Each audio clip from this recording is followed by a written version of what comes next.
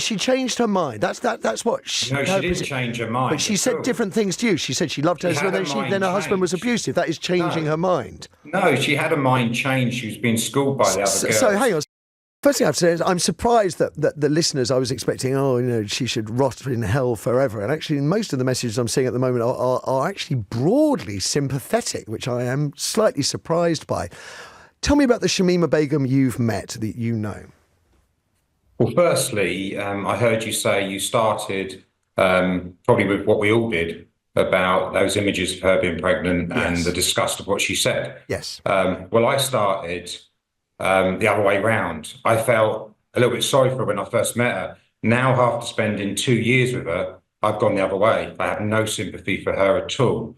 And everybody else I heard speaking, or generally speaking, don't know her. And have yourself and the human rights lawyer, he doesn't know her. I do. So I judge her on her. And I don't judge her on the law or anything else. But should you judge her on the law? I mean, the unalienable facts are that she was 15 and a child, and therefore one might argue is more deserving of our protection. So it also questions what she was like when she was 15. Some 15s are like an adult. Not only that, she was a very intelligent girl. And this grooming, there's no proof of grooming. There's no proof of trafficking. I'd say trafficking possibly, but there's no men involved.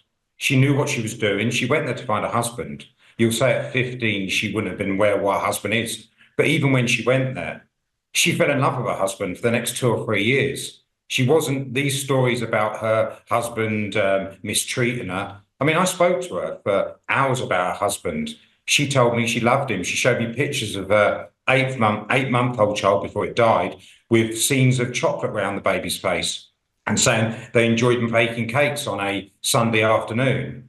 She did change her mind after the death of her third child, we're all entitled to change our mind and apologise for the wrongness that we've done. Let me tell you about that then as well, because that's something I probably know a little bit more about than you. So she apologised to me. The first time I met her, she was like this kind of a kind of waif-looking scared rabbit creature, and she apologised. She said, "I feel guilty for what I've done." And at that point, I thought, wow, if you feel guilty for what you've done, I have sympathy for you stuck here in the middle of a desert. By the end, she'd actually characterised herself as a victim. She changed this loving husband to a husband that mentally abused her. And this is a girl that had said nothing to me for 6-7 months, just continue the story. Again, to be fair, Andrew, it's a fairly classic situation of a woman that is subject to abuse is they don't know they're being abused. I mean, that is a classic. Well, then you can have an argument about everything, can't you? We can. That's what we're doing. That's not what she said to me, and that's why I sat down and spent 2 years talking to her for the same reason. She changed her mind. That's what. She didn't change her mind. But she said different things to you. She said she loved her husband, then her husband was abusive. That is changing her mind. No, she had a mind change. She was being schooled by the other girls. So hang on. So she decided to become an IS bride without being groomed or persuaded, but then she changed her mind about terrorism because she recanting that because she was groomed. I mean, that's kind of inconsistent. Surprisingly, people do change their mind, but it still doesn't change the fact of why she travelled over there. No, absolutely not. Absolutely agree. Absolutely agree. But she is stateless at the moment. Stateless. That is virtually a unique situation to be in. The United States has taken in women that went and became IS brides. Spain has taken in women that have gone to be IS brides. They take responsibility for their citizens, and we are not doing that. So regardless of our different feelings for what she may or may not have done, should she be a stateless citizen in a camp where she may never leave? I find that uncomfortable.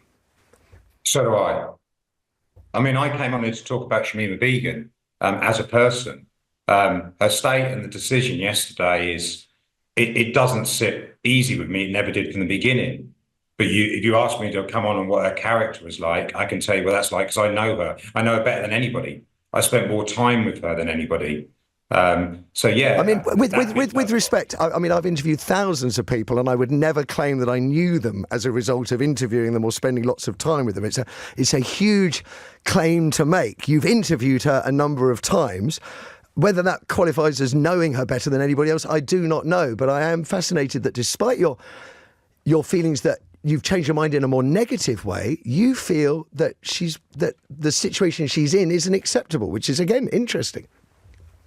Well, I certainly know more than you, because not about interviewing people, but because I wouldn't ever claim to know somebody, which I find it's you know something about them.